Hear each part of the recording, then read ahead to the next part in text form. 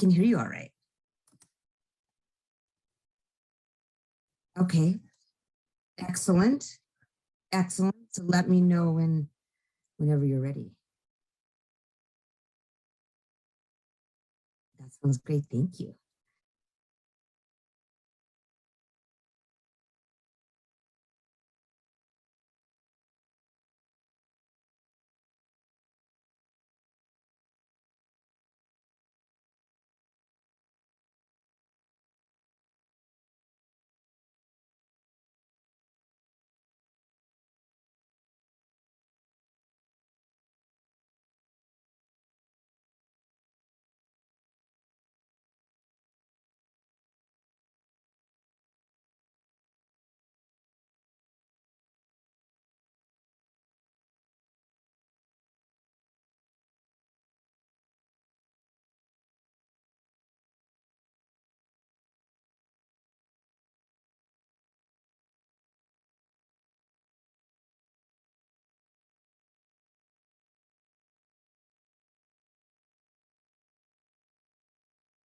Building a better Bay Area. Moving forward, finding solutions. This is ABC 7 News. Hi there, I'm Kristen Z. You're watching Getting Answers live on ABC 7, Hulu Live, and wherever you stream. We're asking experts your questions every day at 3 to get answers for you in real time. Today, we'll talk to the editor-in-chief of the San Francisco Standard, talk about a lawsuit over a hotel meant to house the unhoused. But there's a problem. People still live there.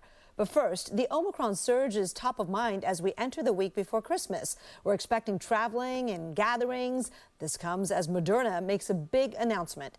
And President Biden is going to make a big speech tomorrow. So joining us now to answer your questions, UCSF infectious disease specialist, Dr. Monica Gandhi. Dr. Gandhi, great to see you. Good to see you too. Let's start with the Moderna news. Everybody's talking about it. There's a new study on what its booster can do for Omicron immunity. Can you give us some details? Yes, I mean, this was true of the Pfizer vaccine as well, that essentially the antibodies that you develop from the first 2 doses of either mRNA vaccine don't work as well against the 32 mutations that we have in the spike protein from the Omicron variant, and giving a Moderna or a Pfizer boost increases antibody production and protects you even against mild infection. Probably with the 2 doses, many people are protected against severe disease, but that is very helpful news that we want to get through this Omicron surge to get boosted. Usually I don't want to get too deep into the numbers, but I think they're eye-opening in this case in terms of how much more, how many times more of a immunity antibody response you get with the 3rd shot, meaning the current booster, which is a half dose of the original Moderna. Can you tell us? Yeah, so essentially you're right that the first 2 doses of the vaccine are 100 micrograms, and essentially they gave 50 micrograms of this booster shot, and it increased protection. Again, I think this is really important in terms of antibodies by over 30 times. So it is really essentially 7 times higher in terms of your antibodies up. Now that's really important. Again, there's all other parts of the immune, so your other parts are working well. I don't want to ever mislead people that the 2 doses aren't giving you good T cell responses. What this does is it gives you 37 times higher antibodies, gets you through the Omicron surge. Right. And folks, that doesn't necessarily mean 30 times more protection, 1/30th the chance of catching it. It's not like that. We get your point, Dr. Gandhi. But I also want to ask you, this I thought was interesting, that if the 3rd dose were not the booster, but the regular shot, which is the, twice the booster dose, I guess, you get an even bigger antibody response, right? And that number is really huge. Yes, but so if you give 100 micrograms, the antibodies will go up even more. It is important to remember that the 100 microgram dose isn't even for young people in under 30 in most European countries and in Canada, because there is some side effects of 100 microgram doses in young males. So just because we can get our antibodies super high, we always want clinical data to make sure that it's safety and benefit are both balanced when we give out vaccines. Are you talking about myocarditis, or are you talking about the side effects that are more common, like a little feverish or, not feeling so great after? Yeah, specifically myocarditis. There was a study in Nature Medicine, and then last week that essentially from Canada that essentially the Moderna dose gives you 5 times higher risk of getting myocarditis if you're a young male than Pfizer, because it's 100 micrograms instead of 30, and that's people under 30 and they're males. Okay, Moderna said, look, we're not going to, because of the study, urge the government to make the regular dose, the third shot, the booster dose, the 100 microgram. But is there talk of that?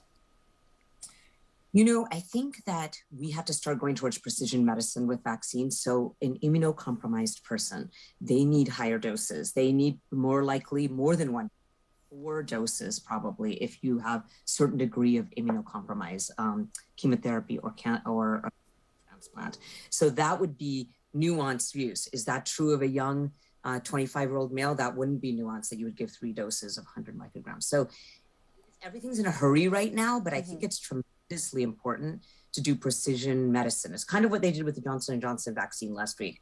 They said, we're going to prefer the mRNA vaccines because there's clots in young women with the Johnson. But pediatrician said, yeah, but I want my Johnson & Johnson for males, my males in my practice. So again, nuanced precision vaccine recommendations. Interesting, because in a pandemic, the initial response is kind of like with a hammer, but you're saying as we get on with it, it's got to be a little more surgical, right? And we're at that point. It does. Okay. It does. We want safety. We want people to trust us. We want young men to not have any side effects, young women to not have any side effects. It's the right approach. All right, folks, I see your questions coming in on Facebook Live. I promise that I'll get to them, and Dr. Gandhi will address them. A lot of questions about travel, and we'll get to. But I want to ask you about Omicron, because we're hearing that Omicron cases are doubling every 2 to 4 days in this country. We're hearing New York State is seeing cases triple in just 1 week. This seems to suggest Omicron is indeed super transmissible, more so than previous variants. Is that how you're taking this? Yes, I think it is much more transmissible than Delta. Luckily, the same study that showed it's more transmissible also showed that it doesn't seem to infect lung cells. This is a University of Hong Kong study that was then replicated last Friday by a laboratory, University of College London, a laboratory we know very well in HIV because it's Dr. Ravi Gupta's lab, that the Omicron variant doesn't infect lung cells very well. So it doesn't get actually down in the lungs that well. It could be why we're having so much less severe disease, more mild disease. But the Hong Kong study showed lots of replication in the upper airway that makes it visible, just like a cold. Okay, we saw Omicron, though, hit South Africa pretty hard and then kind of quickly let up.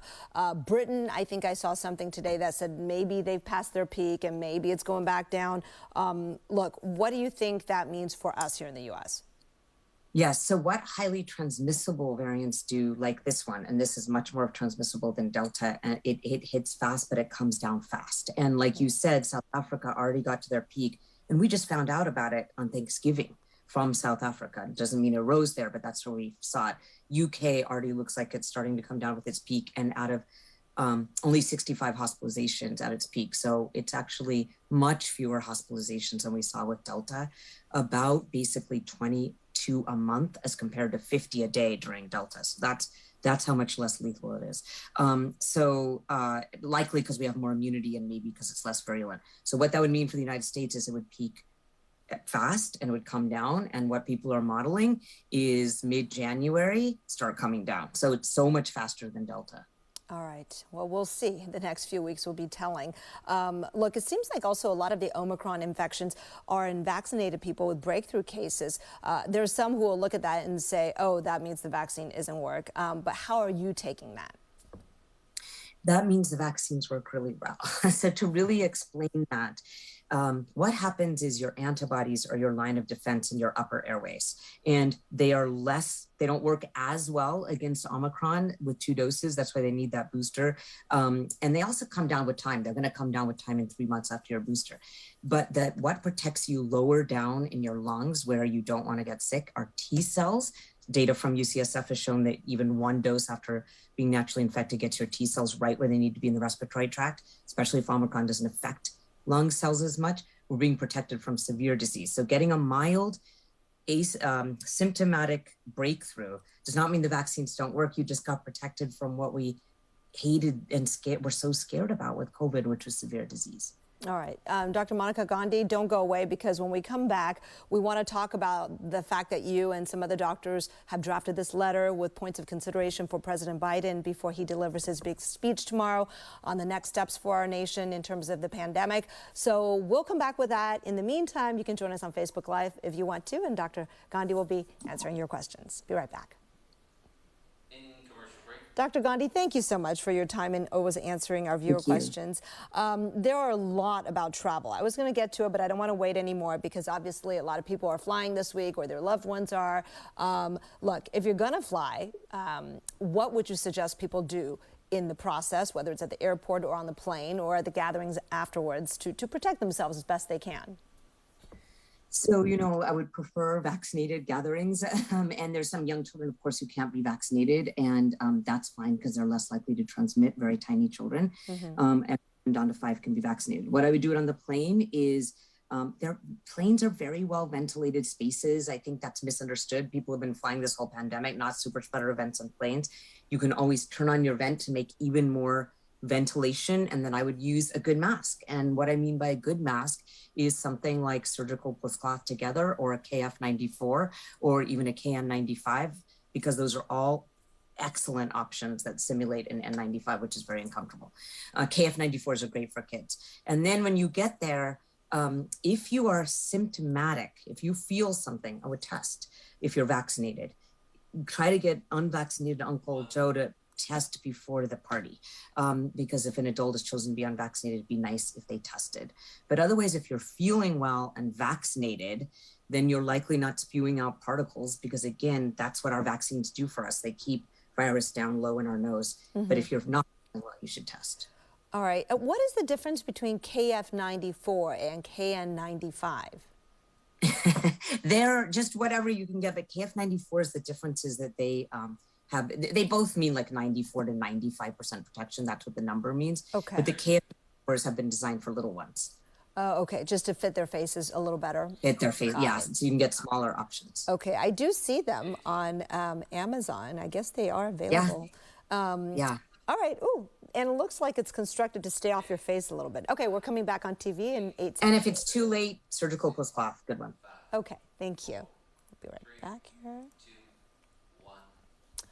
We are back with UCSF infectious disease specialist Dr. Monica Gandhi, who is answering your questions on Facebook Live during break. I want to get to the fact that President Biden is making that big speech tomorrow night on COVID. You're part of a group that drafted a letter for him to consider. What are the key points here? The key points are that in this phase of the pandemic, that we really need to protect vulnerable people, and that means older people. So when we, for example, and older immunocompromised people in nursing homes, people who are more at risk for severe breakthroughs, multiple medical conditions. So what we say is that our metrics should change as our standard of success. Cases are no longer the relevant metric. Actually, a lot of people are testing and then those don't even get recorded in cases. A lot of people are not testing because there's social consequences to not testing, frankly. And cases are going up and down, and they will go up, but hospitalizations in the state of California, for example, keep on persistently going down. We are doing very well because of high rates of immunity. So we are pushing for a Singapore approach, which they did 2 months ago, which is use hospitalizations as your metric of how we're doing. Go up and down with every case, and do focus protection in masking on those who are vulnerable, really good masks for those who are vulnerable. Anyone else can wear a mask, but it's really those who are vulnerable, give them the right mask. And then finally, to avoid disruptions to young people, don't take every case in a school, for example, when people are feeling very well, and shut down the schools. That would mean Cornell, that would mean Middlebury, that would mean multiple school districts in Maryland. And it's just not the right approach at this stage of the pandemic. And then we have lots of other ideas, but I won't go into it now. Paxlovid, we want that out right now. And then we want mask metrics for schools. The antiviral, right? Look, I want to pursue what you just talked about with Cornell, though, because they had the 900 cases. Like you said, very few got really sick at all. Nonetheless, the campus shut down. Now, some colleges, I'm sure you're aware of, have announced that they're going to delay their in-person start. Harvard, Stanford, they're going to go the first couple of weeks after the holiday break, virtual. And UCLA and USC today are saying they're considering the same. Look, no doubt more schools will go that way. Do you think that is wise or necessary? It is not wise at this stage of the pandemic, because what we have is vaccines to protect older people. And actually, those schools you just mentioned are 100% vaccinated often because there was a mandate to go back. Or 98% or more, generally. Some people have exemptions. Yeah. Okay, so quite high though. People will be around each other in school. They will get mild breakthrough infections. We just talked about how that actually shows the vaccines work. And especially keeping young people the most restricted. Let's admit it, people are in multiple parts of the countries, in bars and restaurants, and everyone's together. But keeping young people out of school, which has been so important for their mental health, and the Surgeon General declared a mental health crisis just 2 weeks ago, doesn't make sense to me. And it hasn't made sense to me since the beginning of the pandemic, but especially not now.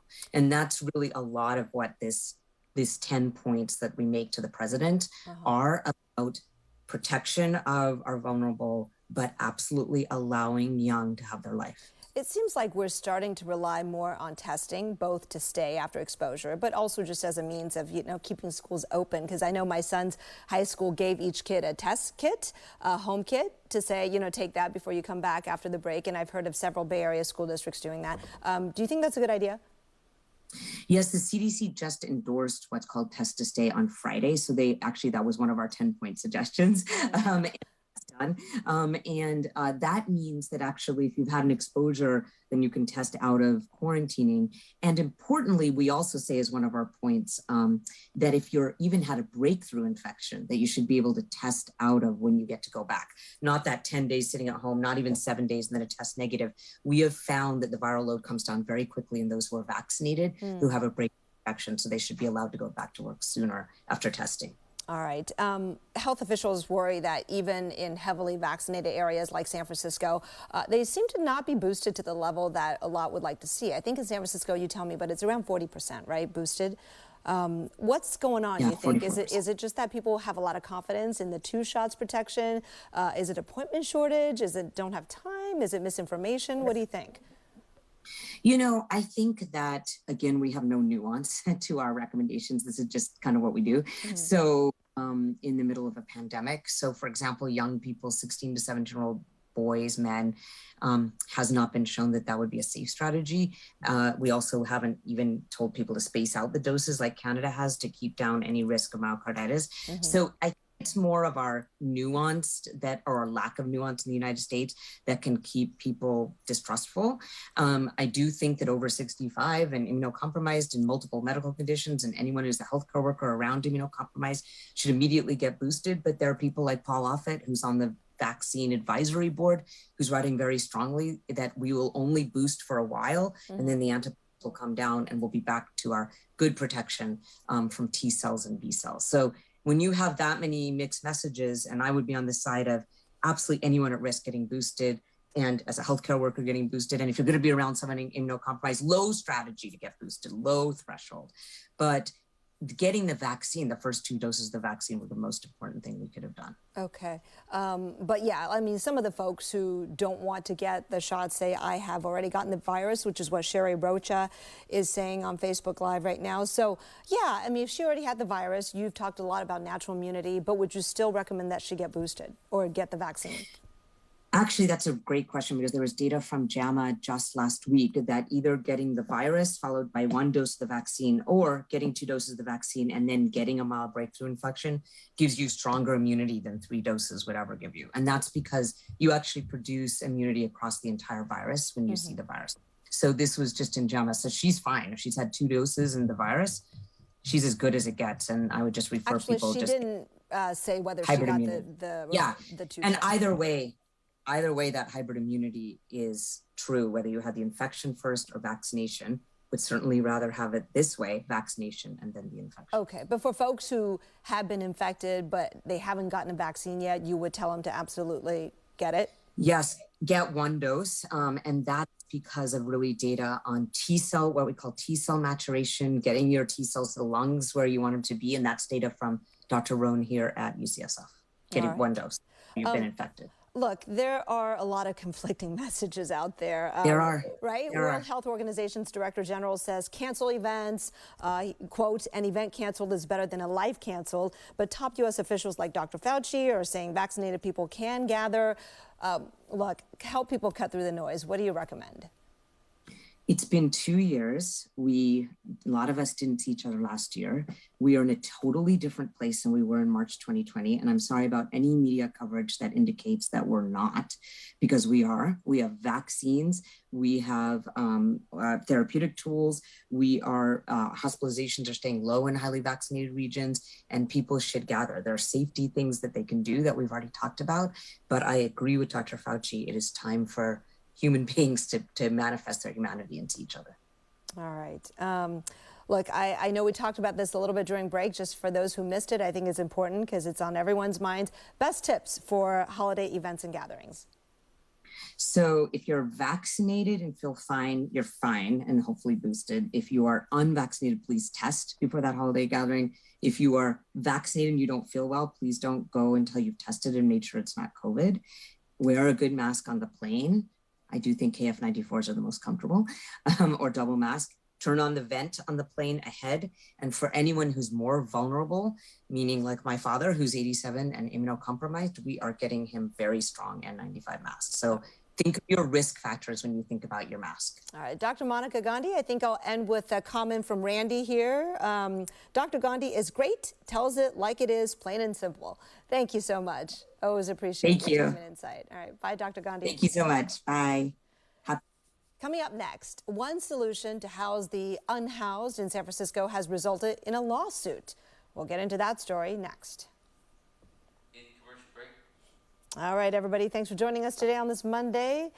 Dr. Gandhi is, in fact, always easy to understand, makes it very plain and simple, and relies a lot on common sense and the data. So glad that you enjoyed her conversation and her appearance here today. We do have a question for you that our producer put up here. What are your plans for Christmas weekend? Answer on Facebook Live, and I'll be right back.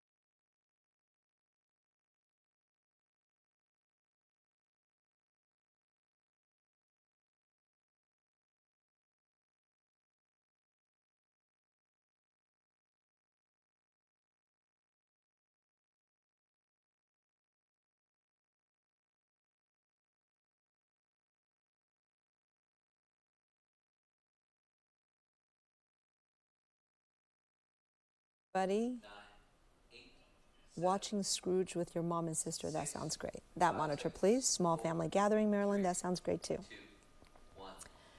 ABC7 is partnering with the brand new San Francisco Standard to showcase some of its deep and insightful reporting on the city. Our news organizations share the mission of building a better Bay Area. One important piece of that is to tell the stories, the successes and struggles of all our diverse communities. That includes the unhoused crisis. And joining us now to talk about one solution that's actually now led to a lawsuit is the editor-in-chief of the San Francisco Standard, Jonathan Weber. Jonathan, nice to have you here. Thanks for having me, Kristen. Oh, this is very interesting because it's getting a lot of attention because the focus of your story is the Granada Hotel here in San Francisco. Before we get into the lawsuit, how was this hotel used and how was it used before the pandemic? Well, prior to the pandemic, the Granada Hotel was essentially a low-income apartment building with a lot of elderly and disabled tenants. Mm-hmm. And then in September of 2020, the hotel was purchased by a combination of state, city, and federal funds to serve homeless people during the pandemic. I remember that. They really celebrated the success of the program, purchased a lot of properties, wanted to get people off the streets and into housing. But what happened? Because now some of the what we call legacy residents you found have filed a lawsuit. Why? What happened to them? What are they alleging? Well, this particular building had been in trouble for a long time and had deteriorating conditions, and the tenants had been very unhappy about that. And they were initially happy and, in fact, had lobbied the city to do something and were pleased when the city bought the building. But then, as part of the Project Room Key to bring people inside during the pandemic, part of the requirement for that program was that buildings that were part of it, they had to have a large number of the units occupied quite quickly by homeless individuals. So a lot of unhoused people were moved into that building very quickly with very little screening, and that created a lot of problems for the existing tenants, which kind of exacerbated the problems that had already existed there. Like what kinds of problems? Well, safety issues for one thing, lack of security, different kinds of people coming in and out all the time. There were a lot of sanitation issues with rodents and other kinds of pests, roaches and bed bugs and these kinds of things. So generally unhealthy, unsanitary conditions, unsafe conditions, allegations of drug labs in the rooms, and really a whole long list of things that are quite hard to live with, especially if you're elderly and or disabled. So, Jonathan, do they blame the property owner? I think that's Episcopal Community Services, right? Or the for-profit manager, Caritas, or do they blame the city? Yeah, well, that's a very good point, and I think they're kind of not sure who to blame. And in fact, one of the issues with the way that the city provides these kinds of services is that there do tend to be a lot of layers of organizations involved. So. So even though the city financed, or really the federal and state governments mostly financed the purchase, the city is contributing a lot of money for operating costs. But then the building is owned by a nonprofit, and then that nonprofit, EPS, or Episcopal Community Services, they subcontract the management to another entity, which is a for-profit management company. So if you're a resident there, you don't really know who to hold responsible. And even as journalists, when we look at that situation, it's like, well, who exactly is in charge here? And it's kind of diffuse. It's looking at the video you guys got of the decrepit conditions and the holes in the walls. That's really sad to see folks living like that without a quick fix. Look, I mean, this type of arrangement you were talking about with, one person owning it and then another organization managing it, this is not uncommon in the city, like you said. So is this kind of, problem happening anywhere else, I guess, in the city? Well, yes, is the short answer. I mean, there are a number of buildings around the city providing different kinds of supportive housing services, or even low-income housing developments without services of different kinds. And there are a lot of issues with those properties and how those properties are managed and the kind of level of accountability around how those funds are distributed, because the city spends a lot of money on these programs, and there are a lot of questions as to how effective some of that spending really is. And I think the kind of big network or many layers of organizations that are involved in some of these projects, that is one of the things that makes it difficult to understand whether the money is being spent effectively. Right. Jonathan, thank you so much. Your reporting certainly raises more questions. We'll take a short break and be right back. Thank you. Jonathan, we have a couple minutes to finish up our conversation here on Facebook Live. So what are city officials saying to you after this report? How have they responded, if at all? Well, the city has not responded really at all. The city has said that there is, or they've filed officially that there is a renovation plan that's in the pipeline. So the city says it's going to spend $23 million to fix up the building.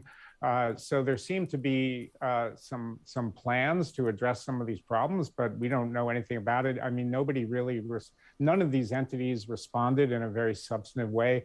Episcopal Community Services did offer a statement, but the city would not engage. Aaron Peskin's office, Aaron Peskin played a key role in the purchase of this property for the Room Key program. He declined to engage about this story. So the city really isn't saying much. So what's the next step? Well, the lawsuit is gonna proceed through the courts. These things tend to take a long time, so it's hard to tell when there might be something out of the legal process. We'll see what the city does in terms of the renovations and other improvements that are supposedly in the pipeline. But in the meantime, it's a kind of a wait and see situation for the residents there. All right, we encourage you to check out sfstandard.com, this story about the Granada Hotel and lots of great stories. Jonathan Weber, thank you so much for joining us today. Thank you very much, Kristen. Pleasure to be here. All right, well, you just heard one story from the SF Standard. As I mentioned, many others to check out. And we do have links to the San Francisco Standard's other original reporting on our website. Again, that's abc7news.com. And to watch more videos of theirs, just check out our ABC7 Bay Area streaming TV app. All right, coming back on TV. And you get to hear that again. 5, 4, 3, 2, 1. In our last segment, you heard one story from the San Francisco Standard. There are many others to check out. We want to let you know that we have links to the San Francisco Standard's other original reporting on our website, abc7news.com. And to watch more of their videos, check out our ABC7 Bay Area streaming TV app. Thank you so much for joining us on this interactive show, Getting Answers. We'll be here every weekday at 3 on air and on live stream answering your questions. We'll see you back here at 4. Bye-bye.